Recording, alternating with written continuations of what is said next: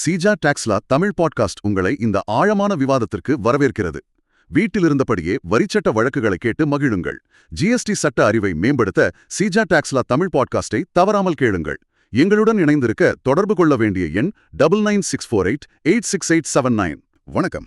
ஒரு நிமிஷம் யோசிச்சு பாருங்க. நீங்க ஒரு தொழில் பண்றீங்க, ரொம்ப நேர்மையா இருக்கீங்க.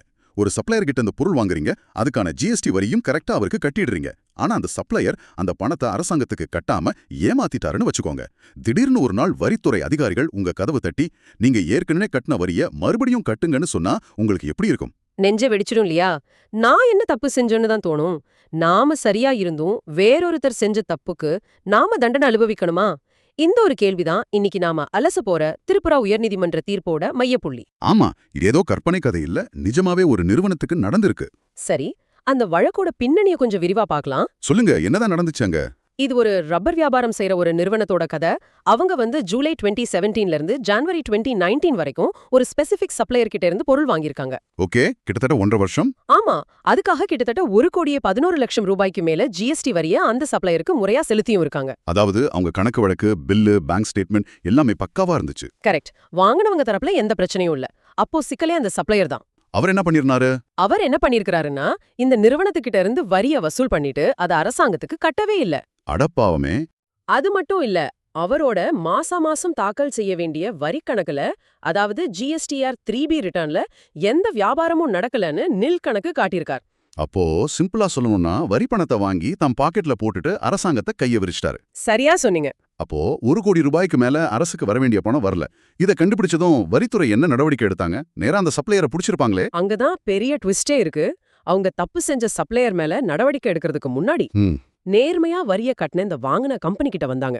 ஆமா, அவங்களோட இன்புட் டாக்ஸ் கிரெடிட்ட, அதாவது ஐடிசிய பிளாக் பண்ணிட்டாங்க. ஒரு நிமிஷம், இது கொஞ்சம் குழப்பமா இருக்கு.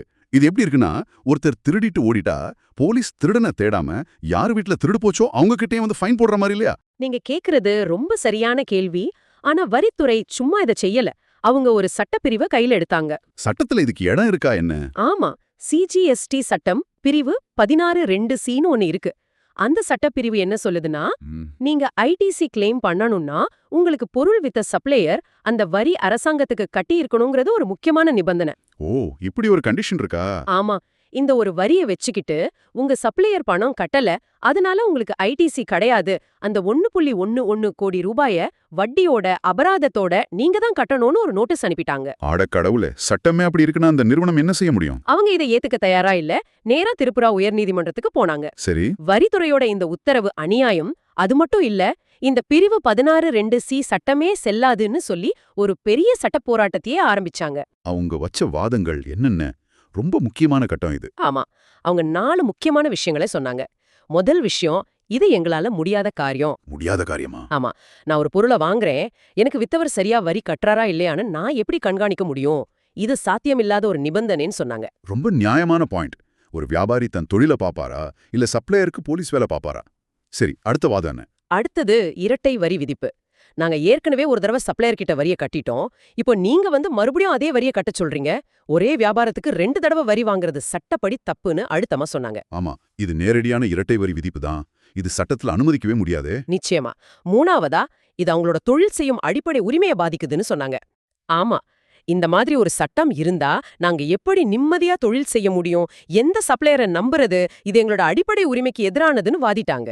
சுருக்கமா, நேர்மையா இருக்கிற எங்களை ஏன் தண்டிக்கிறீங்க அன்னோதான் அவங்களோட மொத்த வாதத்தோட சாரம். கரெக்ட். ஒரு பக்கம் சட்டம் இப்படி இருக்கு, இன்னொரு பக்கம் நேர்மையா இருந்த ஒரு வியாபாரி பாதிக்கப்படுறார். இந்த மாதிரி ஒரு சிக்கலான சூழலை நீதிமன்றம் எப்படி கையாண்டுது? அவங்களோட பார்வை எப்படி இருந்துச்சு? நிச்சயமா, திரிபுரா உயர்நீதிமன்றம் இந்த வழக்க ரொம்ப நுணுக்கமா கையாண்டது. அவங்க ஒரு புத்திசாலித்தனமான நடைமுறைக்கு ஏத்த தீர்வு கொடுத்தாங்க. என்ன சொன்னாங்க? முதல்ல பிரிவு 16.2(c) சட்டம் செல்லுபடியாகும், அதுல தப்பில்லன்னு சொல்லிட்டாங்க. என்னது, சட்டம் சரிதான் சொல்லிட்டாங்களா? அப்ப அந்த நிறுவனத்துக்கு எதிரா தீர்ப்பு வந்துருச்சா? இல்ல, அங்கதான் நீதிமன்றத்தோட புத்திசாலித்தனம் இருக்கு. சட்டம் சரிதான், ஆனா அதை நீங்க பயன்படுத்துற விதம் தப்புன்னு தெளிவா சொன்னாங்க. ஆஹா, அதாவது சட்டத்தை இயந்திர மாதிரி பார்க்காதீங்கன்னு சொல்றாங்களா? சரியா சொன்னீங்க. சட்டத்தோட நோக்கம் என்னன்னு பார்க்கணும்.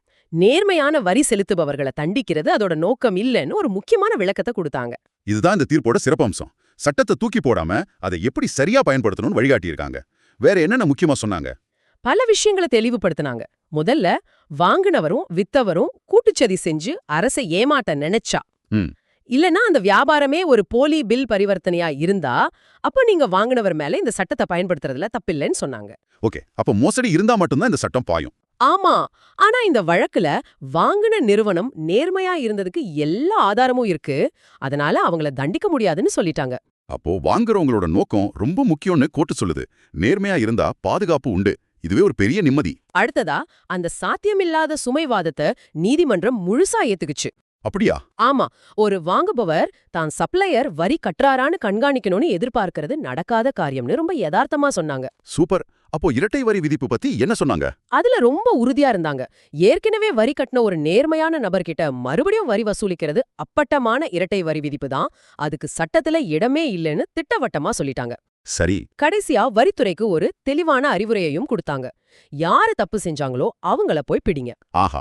வரி ஏய்ப்பு செஞ்ச சப்ளையர் வேலை சட்டப்படி என்ன நடவடிக்கை எடுக்கணுமோ அதை எடுங்க.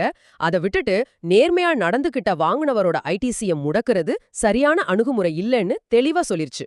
வாவ், இது ஒரு தீர்ப்பு என்பதை விட ஒரு தெளிவான வழிகாட்டுதல்னு சொல்லலாம். அப்போ வழக்கின் இறுதி முடிவு என்ன?